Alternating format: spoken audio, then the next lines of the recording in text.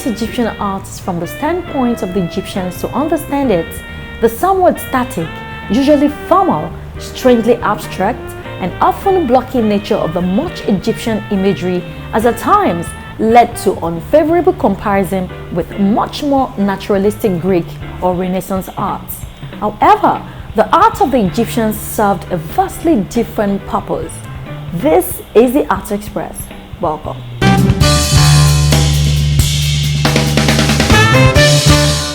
Duke Asidere has paid his dues as one of Nigeria's most talented contemporary artists.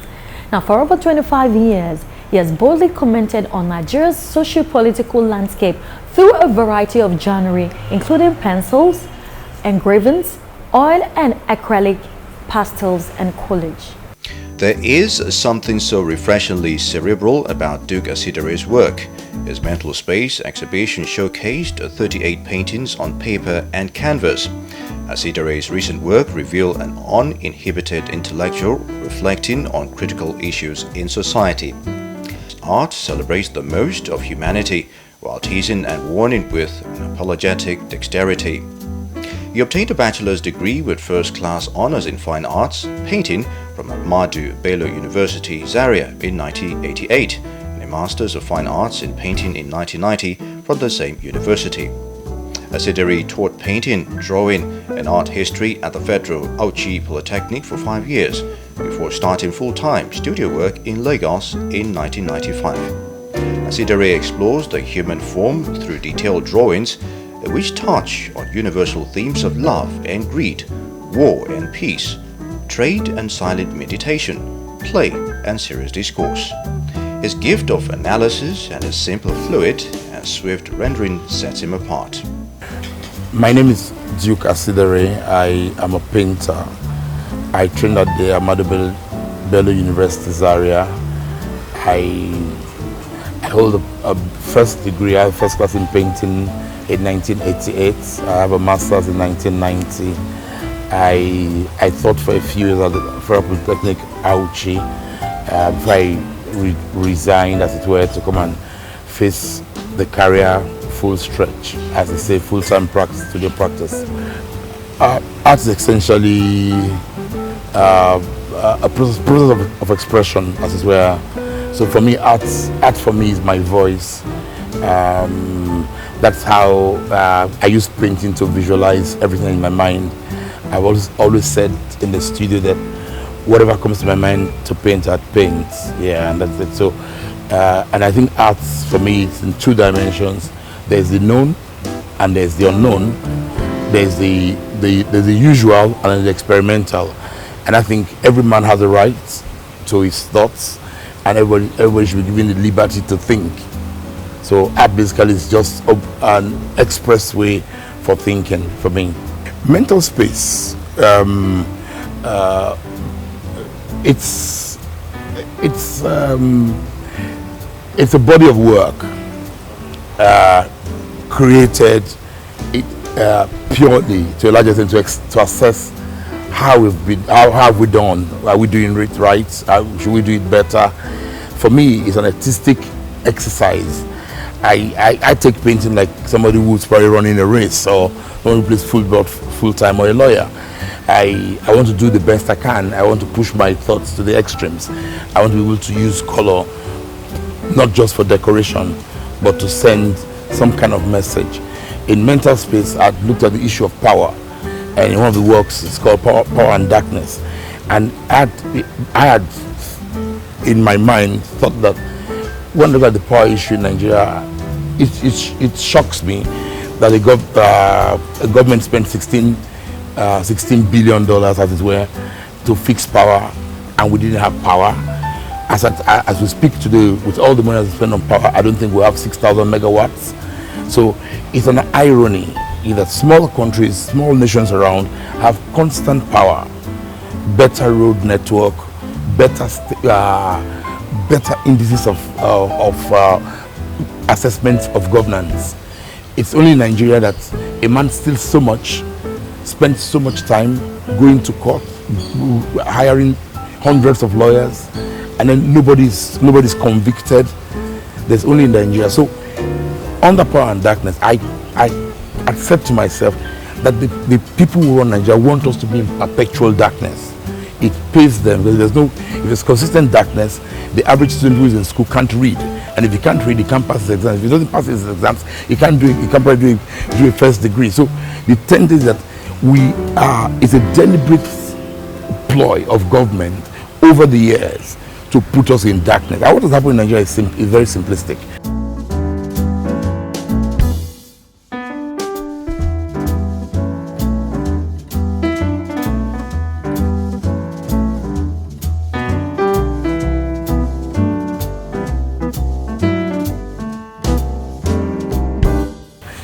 A painting has no duration. A painting could, there are works here that have taken me more than 3 years to do, so it have taken me less than 2 weeks to do. So there's not, when people create art, art is not created on the basis of duration. I'm very comfortable with oil pigments, and I do a lot of collages. And in this sort of works, I've done collages purely as information boards. Because every time I go out in the morning, you look at the newspaper stand, you could almost read all the newspapers. Oh, A stole this, B stole that, A goes to court. But when you steal that information, I have newspapers from 2003, 2001. So if I want to do something that has to do with Atiku and Obasanjo, I just go and dig out my 2001, 2002 newspaper. So what the colleagues have done is that we have stealed information. So when you look at the works, you can see also the information that's in there. I've done this constantly since 1981. I literally paint almost every day. I draw almost every day. I do the best I can. I find something to read. So it can't be a hobby. It's my life. It's my life. As I speak today, I run all my bills on my income from art, and I think, as we will say, those who claim to be Christians, that God is faithful. And it's also the fact that the scripture says, set a man diligent in what he does. So this issue is the issue of diligence. I'm not laid back. I'm not thinking of going to do it tomorrow morning when I can do it now. So that's a scenario where I put my best every day on the front burner.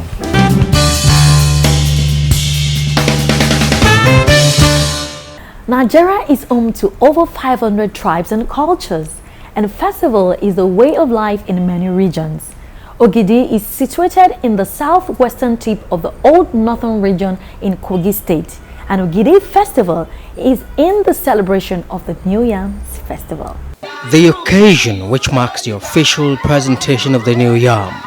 The New Yam Festival is a very old tradition and is usually done to present the newly harvested yam and give thanks for the successful harvest, keeping the lives of the farmers and also allowing the people of the village to experience a successful farming season and seeing the new yam.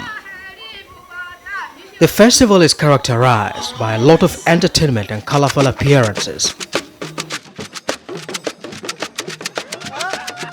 Indigenes were dressed in their best outfits, and the cultural display was a reflection of the pomp and pageantry of the festival.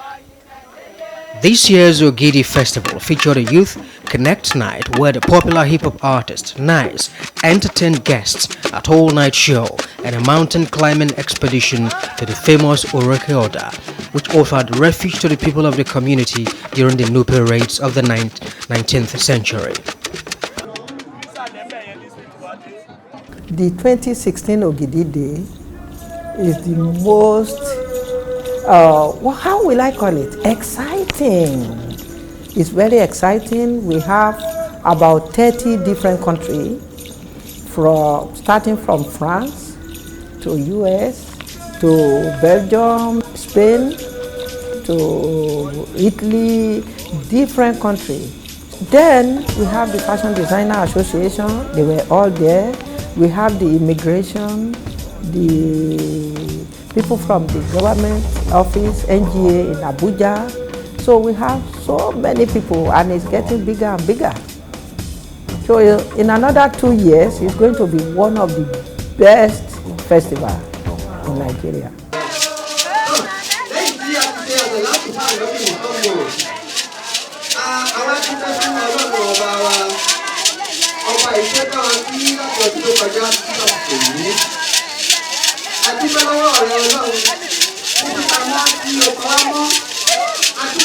We came here for the Yam Festival. Today in the morning we climbed the mountain just behind me. It was fantastic. It's a beautiful view of the whole valley and hills around. And then we went to see the village. We went to the king's palace.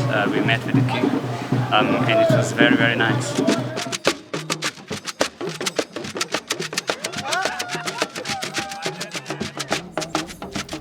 Well, this year festival is very unique because of the yam.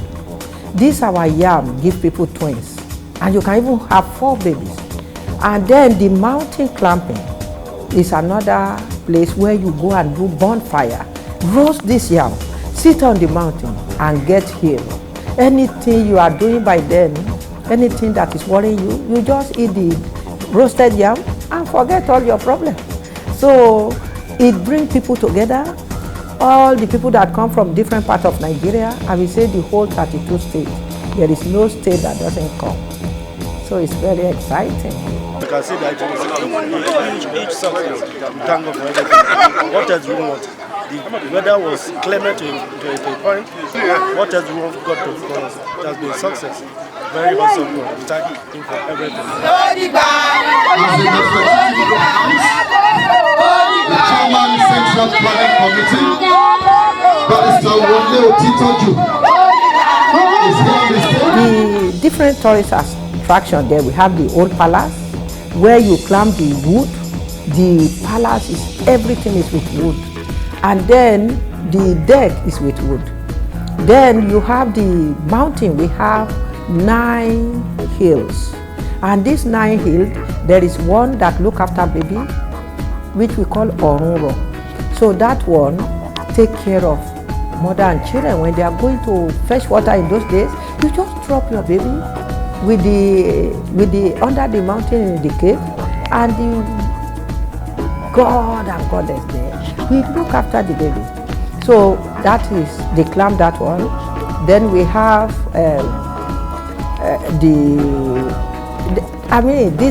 we have people. There is so many of these 9 hills that each one of them are doing different healing. And we are showing the top of the mountain where people go. When you sit down there, you just take the water and rub your body, and anything you want, you write your name on the mountain, and then you get it. So you make a wish that this time of next year, when I come, I want to have a husband, I want to have money, I want to have anything you want, you get it.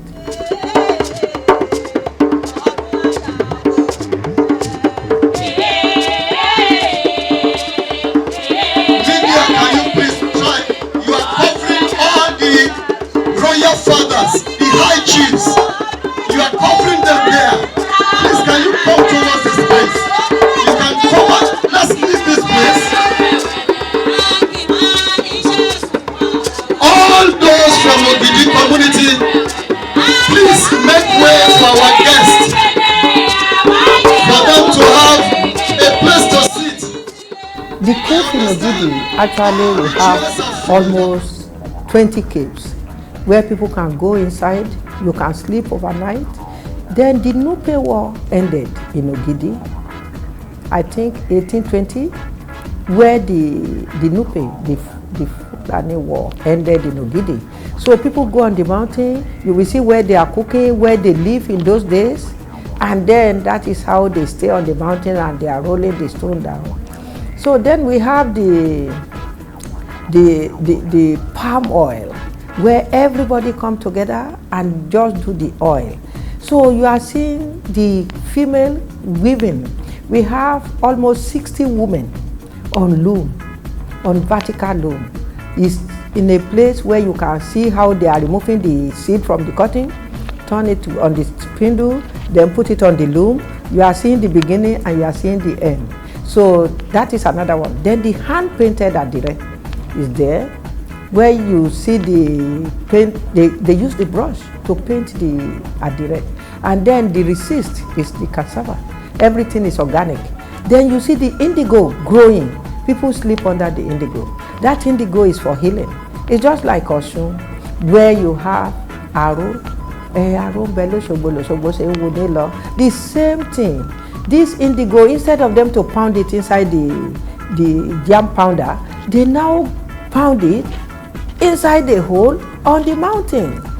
So it make it very special. So you will still see the shade of indigo on top of the mountain where they normally pound them. There is so many interesting places to see in Ogidi.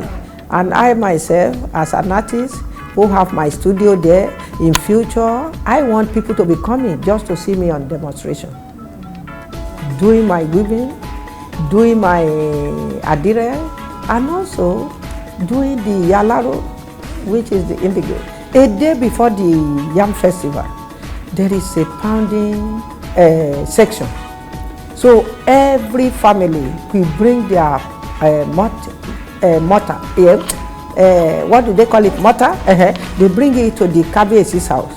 So you will have about at least 30 families who come there to pound pounded yam. And as they are pounding it, we have about 30 families also who are doing the soup. You are watching the type of soup that make them live longer in that area. You are seeing a woman living 120. The air is very clean. Everything is organic. They hardly eat anything frozen. So they have the best teeth. So you are seeing all this. You now say, I want to eat a kuku soup. I want to eat ogbono soup. I want the different soup from this 30 family. So you just feel the joy of enjoying our real pounded yam, which Yoruba eat with egusi, Igbo eat it with edikaikon, Hausa eat it with maybe we call it, it's not really ogbono, the green something. So everybody is enjoying the eating of the pounded yam. That is a day before. 2 days before then, they have the children day. So the children have their own activities, how they put the calm wood on their body, how the young girl will dance with the beads around their waist, and that is part of what they do in the evening in those days. So that one is the children activity. So a week before the festival, there is a lot of festival going on with different age. So everybody benefits.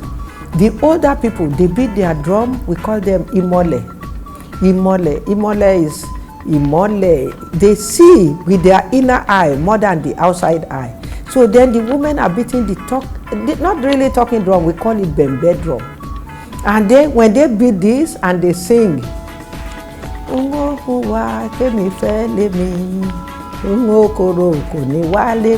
like I'm looking for something good, and that is why I'm having something good, but the something bad will never come to me. So the older women have a day of their own. Then we have Ofosi. Ofosi people, they are the one who beat the pot. When they beat this pot, you would never see anything like that. So there is so many activities lined up for different day a week before the festival. Well, I want to say my name is Nike. I'm from Ogidi Ijumu, Kogi State. I will say Okun, the whole Ijumu land, and Okun to all the people in Kaba area, Isonlu, Bede, all of us. Okun, Aseyi Samodun, Odabo.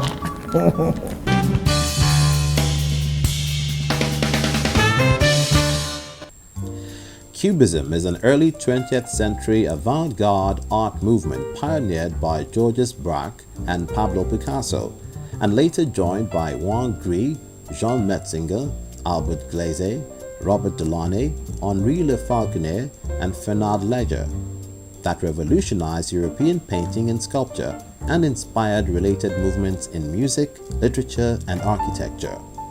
A primary influence that led to Cubism was the representation of three-dimensional form in the late works of Paul Cézanne, which were displayed in a retrospective at the 1907 Salon de Tom. Other influences on early Cubism have been linked to primitivism and non-Western sources. Cubism has been considered the most influential art movement of the 20th century. The term is broadly used in association with a wide variety of art produced in Paris, Montmartre, Montparnasse, and Puteaux during the 1910s and extending through the 1920s. In Cubist artwork, objects are analyzed, broken up and reassembled in an abstracted form.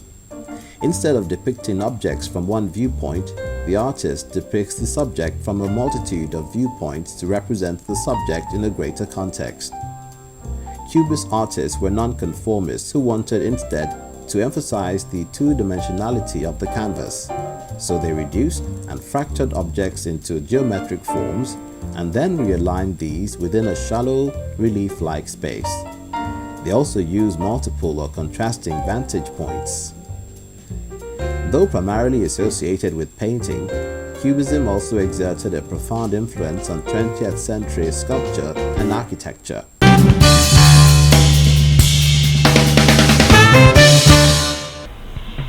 And that's how much we can take on this special edition of the show. I hope you enjoyed every bit of it as much as I did. The show continues same time, same station next week. My name is Tolulope Lamidi. Signing out.